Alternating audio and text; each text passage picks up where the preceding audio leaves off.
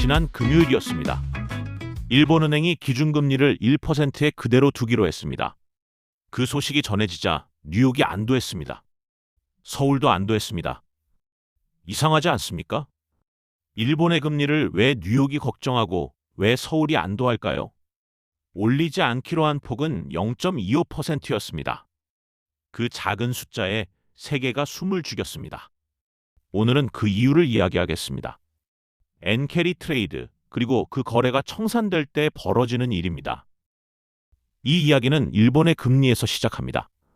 일본은 잃어버린 30년이라 불리는 긴 침체를 지나며 금리를 거의 0에 붙여놓았습니다. 돈을 빌려도 이자가 사실상 없었다는 뜻입니다. 여기서 하나의 거래가 태어납니다. 일본에서 엔을 싸게 빌린다. 그 돈을 달러로 바꾼다. 금리가 높은 나라의 자산을 산다. 미국 국채를 사면 이자가 나옵니다. 미국 주식을 사면 주가가 오릅니다.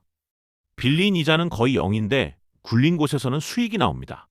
그 차이가 그대로 남습니다. 여기에 하나가 더 붙습니다. 엔이 약해지면 갚아야 할 돈이 저절로 줄어듭니다. 1억 엔을 빌렸는데 엔이 약해지면 달러로 환산한 빚이 가벼워지는 겁니다. 금리 차에서 한 번, 환율에서 또 한 번. 이중으로 벌리는 구조입니다. 이것을 엔캐리 트레이드라고 부릅니다. 다만 이 구조에는 전제가 하나 있습니다. 엔이 계속 약해야 한다는 것. 그 전제가 깨지는 순간 같은 구조가 반대로 돕니다. 그러면 금리가 오르면 실제로 무슨 일이 생길까요? 한 사람을 놓고 따라가 보겠습니다. 1억 엔을 빌려 미국 주식에 넣은 사람이 있습니다. 우리 돈으로 9억 원 정도입니다. 먼저 이자입니다. 금리가 0에서 1%가 되면 연이자는 100만 엔이 됩니다. 1억 엔을 굴리는 사람에게 100만 엔은 큰 부담이 아닙니다.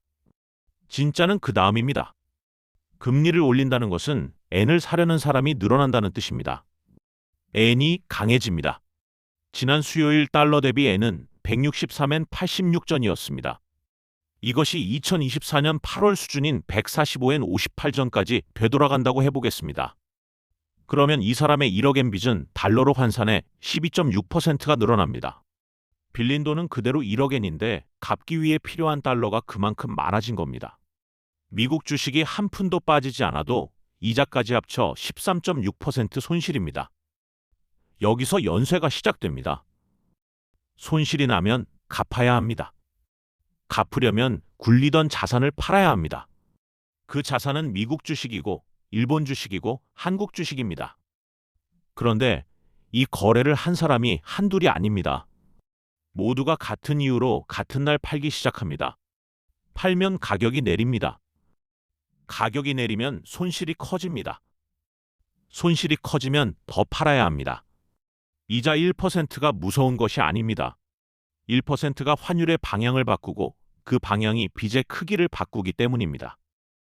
이것이 상상 속의 시나리오가 아닙니다. 2년 전에 실제로 일어났습니다. 2024년 7월 31일 일본은행이 금리를 0.25%로 올렸습니다. 시장은 이것을 방향의 전환으로 읽었습니다.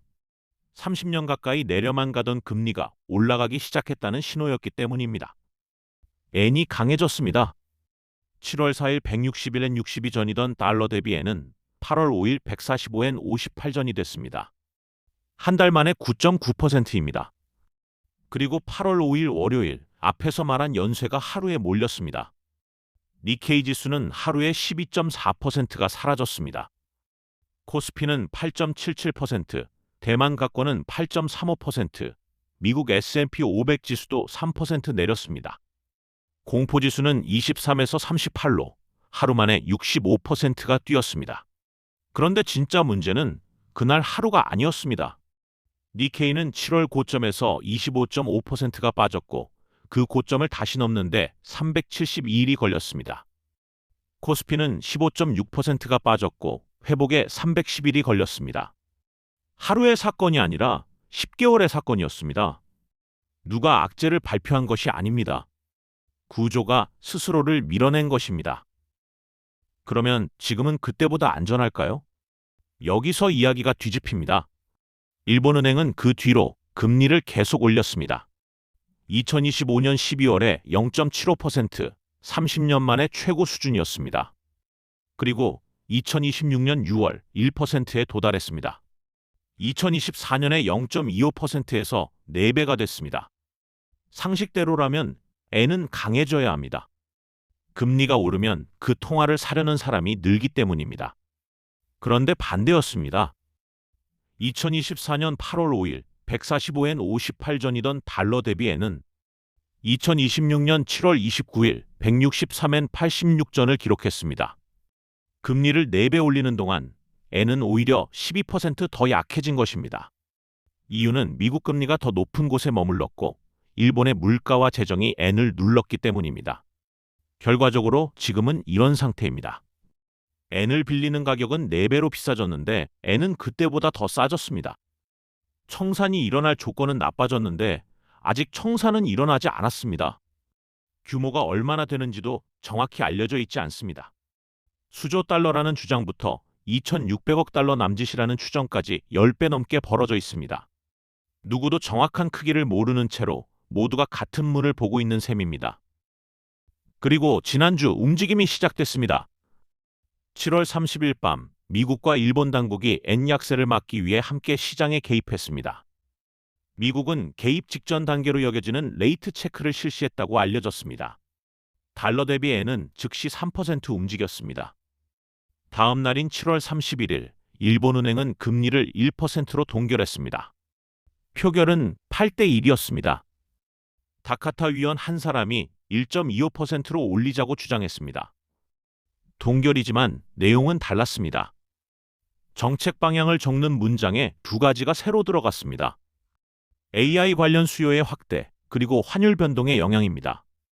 둘 다 금리를 더 빨리 올릴 수 있다는 쪽의 요인입니다.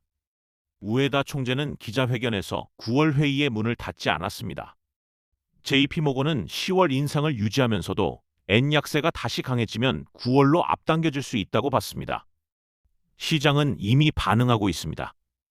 7월 29일 163엔 86전이던 달러 대비 N은 8월 1일 157엔 40전이 됐습니다.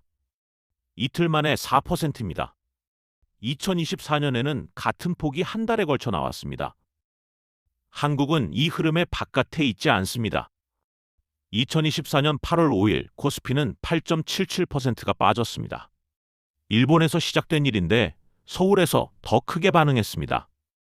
N으로 조달된 자금이 한국 주식에도 들어와 있었기 때문입니다. 다만 지금 한국 증시가 겪은 일은 결이 다릅니다. 7월 28일 코스피는 10.84% 폭락했습니다. 2024년 8월 5일보다 큰 낙폭입니다. 그런데 원인은 N이 아니라 중국이었습니다. 중국 메모리 업체 CXMT의 상장과 저가 공급 우려가 반도체 투자 심리를 무너뜨렸습니다. 그리고 7월 31일 코스피는 17.91% 올랐습니다. 역대 하루 최대 상승입니다. 여기서 봐야 할 것은 겹침입니다. 한 번의 충격을 이제 막 소화하고 있는 시장에 다른 종류의 충격이 더해지면 같은 크기라도 다르게 작용합니다. 원달러 환율은 1,423원 부근입니다. N이 강해지면 아시아 통화 전반이 함께 움직이는 경향이 있습니다. 그 방향이 어느 쪽으로 작용할지는 지켜봐야 합니다. 정리하겠습니다. N-캐리 트레이드는 누군가의 음모가 아닙니다. 싼 돈이 있으면 비싼 곳으로 흐르는 자본의 성질이 만든 구조입니다. 그리고 그 구조는 전제가 깨질 때 스스로 청산됩니다. 2024년에 한 번 청산됐고 그때 코스피가 제자리로 돌아오는데 310일이 걸렸습니다. 지금은 그때보다 금리는 높고 N은 더 약합니다.